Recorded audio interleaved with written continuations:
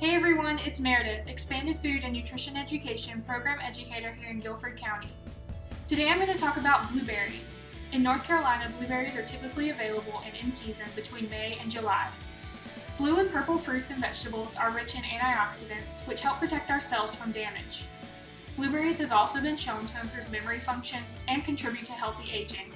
Blueberries should be stored in the refrigerator and they'll stay fresh for about a week. Before eating, they should be rinsed under cool, running water.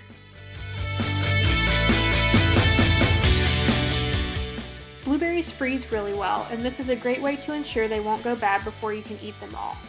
For a simple freeze, place the rinsed blueberries on a baking sheet lined with paper towels or wax paper and freeze for 1 hour.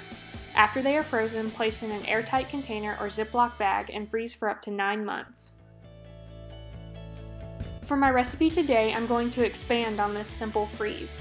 Before placing the blueberries on the baking sheet, I'm going to gently pat dry with a paper towel. Using a toothpick or a fork, coat each blueberry with Greek yogurt. I'm using strawberry, but you can use whatever flavor you prefer. I'll freeze the yogurt-coated blueberries with the fresh blueberries for about an hour, then place in a Ziploc bag. These are great for a simple snack or as a topping for oatmeal.